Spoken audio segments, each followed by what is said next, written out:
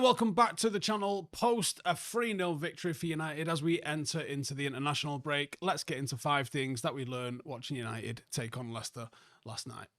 First and foremost then, drought enders. Garnacho and Højlund ended their respective goal droughts. It's been a long old time coming. Hopefully it instills a little bit more confidence, and then they're both probably going to have a little bit of time away from the training ground at United now, although I don't think Garnacho got selected for international duty, so maybe he'll just have a couple of days off. But it'll hopefully do them good and hopefully give them a little bit of confidence as we enter into that final part of the season. The performance level has improved slightly from both of them, and I thought yesterday it did kind of slightly improve from both of them as well. Garnacho's game since going to the right-hand side has simplified. He does seem to be playing a little bit more in the half space rather than on the left. He's just playing the same position he played under Ten Hag. It's not really changed in any way whatsoever, actually. But on the right, decisions are a bit more obvious for him. And because he's on his right foot, he does seem to be trying to create chances more. He didn't do that yesterday, but I think it would be unfair to say that that's not happened since he's moved over to the right-hand side, because it has happened since he's moved over to the right-hand side. There's been a lot more balance in his game. Still a long way to go for both of them, but you know, you've got to give credit where it's due, and they've both got on a score sheet, and that's all that matters. Number 2, Bruno, stat machine. 16 goals and 15 assists this season. It's absolutely insane. It's 16 goals and 15 assists when this is by far and away the least productive and least creative United side that I've ever seen. He's not playing with prime Zlatan. He's not playing with Lukaku. He's not playing with Marcus Rashford banging in the goals. He's not playing with Robin van Persie. He's not playing with Ruud van Nistelrooy. He's not playing with Ryan Giggs, who could put assists on, or David Beckham that could put assists on for someone. So, he's having to create and score all on his own. There's nobody else. No one comes close in terms of assists. Ahmad was maybe the closest, and he's out for the rest of the season. There's no one scoring goals. So he's doing goals and assists in a team that's got no other goals and assists. He's turned into overdrive since the criticism from Roy Keane. Some of the technique on his finishing needs studying if you're a young player. He's at the heart of every single thing that we produce. Since moving back, he's had more impact on the game with and without the ball. There was a stat that I heard 4 or 5 weeks ago that he was the first player in top 5 leagues of Europe to create 50 chances and 50 tackles. You can't tell me he's not doing it all. He's wearing the armband, and he is the captain as well. So absolutely sensational stuff there from Bruno Fernandes. And I think he's made himself an absolute shoo-in for Player of the Year. Just stop the vote. Go give it him. Simple as that. Right, lads, let's get real. After all of the holiday cheer, you might be thinking, maybe a little bit too much cheer went into my grooming routine this year. Well, fear not. We got you covered with a beard and balls bundle from Manscaped. Use the code Howson, that's Howson, at checkout. You're going to get 20% off and you're going to get free shipping. And this bundle is your ticket to a fresh start. Say goodbye to the winter beard, or keep it sharp with the beard hedger. And let's leave that holiday hibernation behind with the Lawnmower 5.0 Ultra. You don't need the extra fluff down there to stay warm no more. Join 11 million men worldwide who already trust Manscaped. Kick off the new year with a clean slate, and I mean literally with a clean slate. The Lawnmower 5.0 Ultra, you've heard of it? It's famous. It's famous for a reason. Think of it as your ball's new best friend. This thing glides you over even the roughest terrain, if you know what I mean. It's got 2 skin-safe blade heads for a close shave or a trim, and it's got a dual LED spotlight. That is a game changer. Plus, it's waterproof, so no more messing about with the bathroom counter after you shower. Take it in there and get it nailed off with you as well. It's got a travel lock, perfect for keeping the thing tidy on post-holiday getaways. And a beard hedger, ready to tame that wild man? The beard hedger is what you need to do. It's got titanium and coated T-blade, which gives you the ultimate in control. No more messing around with guard attachments. Just use the built-in zoom wheel for the perfect length every single time. And with 60 minutes of runtime, you're good to go at it for an entire month. Plus, Manscaped offers a 30-day money-back guarantee, so you can try it risk-free. So there you have it. The Beard and Balls bundle from Manscaped. Use the code Howson, that's Howson, at manscaped.com for 20% off and free shipping. Give yourself the gift of a fresh start this year. You deserve it, mate. Number 3, Ayden Heaven. Was on his way to a very good maybe not quite the best, but certainly a very, very good individual defensive performance this season. He'd started a couple of games and started to look real comfortable both with and without the ball.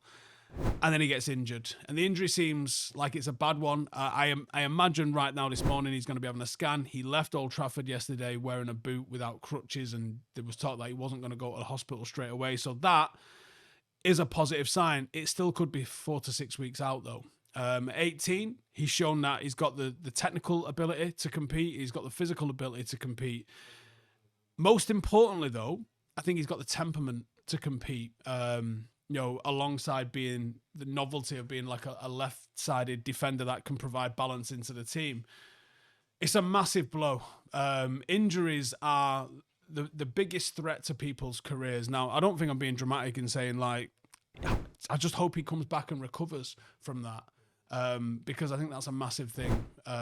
Hopefully he's not out too long. Ankles are a nightmare. They never come back right. Hopefully he takes his rehab serious and really puts the work in, because the chances are that his season's probably, you might see him 1 or 2 games at most, I think, looking at the likelihood of him coming back. So if I'm Ayden Heaven right now, I'm thinking, okay, let's get the rehab started and let's start pre-season the second I'm able to stand up again. And let's just think about pre-season and just, this is my time off now, a couple of weeks, right? That's my break. I'll start pre-season in 4 or 5 weeks, and I will have a long-ass pre-season. So by the time July and August comes ready, be the fastest, the strongest, the most ready to go, and maybe put myself in the shop window to start at the start of the season as first choice left side centre half, because who knows where Lisandro Martinez would be. I think that would be an elite mentality that he could go and do. Number 4, Harry Amass gets his debut. Always good to see a youngster making his debut, and one that's we've waited for, to be honest. Obviously, I spoke to Harry on pre-season tour. I do speak to Harry. I did speak to him last night, told him congratulations. He's obviously off to go and play with England on this international break, but then get his head down and work hard at Carrington and see if he can get himself more minutes. The signing of Dorgu means he's probably going to be down in the pecking order behind him, but I thought he was all right. I asked him how he thought the game went, and he said when he came on, the move was just to keep it tidy and make sure that they kept a clean sheet and they won the game. The one thing I would have liked to have seen from him would have been him running with the ball. But I agree with him. I thought he kept it nice and tidy. I thought he did well defensively with his tackles. I think as what's probably going to be backup, I mean, he's 18. I think either a decent loan next year or just be backup for Dorgu would probably be a great move for him. I think he's got the ability, especially the offensive ability, to go and unlock things in the final third, which we didn't really see from him yesterday. But I think that, again, a little bit like Ayden Heaven, yeah? Just see what you can get this season, go and enjoy your time away with the England team, and then come back and just keep putting the pressure on. The manager knows about you now. The fact that he's giving you a debut means that there's a level of trust there. We probably see him. But with Dorgu and then potentially Leon coming, he's going to have a tough old time to get in. He's a very talented youngster. A loan wouldn't be bad. But he's made that debut now. So it's about working hard and trying to get minutes on the pitch next time. But well done. And finally, something to build on. We are now unbeaten in 4 league games. It would have been nice to have more wins in that, but it is hopefully turning into a positive end towards the end of the season, and maybe a little bit of momentum towards that next round in the Europa League. We've got a tough draw, but it is possible that we can get Champions League football. So let's hope we can get something out of it. Now, this little international break gives us the opportunity to get maybe Maguire, maybe Mount, maybe a couple more players back from fitness, a little bit more depth in the squad, and maybe we finish the season on a little bit of high, because I'm going to be honest with you, as a United fan, it's been a very hard watch at times this season, and it's felt hopeless, and we're probably on course. We're definitely on course for our lowest ever finish. But if we could couple our lowest ever finish with a trophy and Champions League football next year, and a lot of the excitement around Dorgu and Ayden Heaven and Chido Obi and some of the new signings that we're going to be getting in the summer, and some of the performances that we've seen from people this season. We'll bounce into next season with a little bit of positivity, and we'll see where it goes from there. I think we're very much on the outside. I certainly don't think we're favourites for the Europa League or Champions League qualification. But it'd be nice to finish the season playing a little bit more resilient stuff, winning some more matches, and not being as boring as we have been. Last 2 games have been actually watchable. So there's a start, I think. Either way, that's it from me. Player ratings will be out. We'll go through every single player individually and go through all of their stats and see how they did in the game.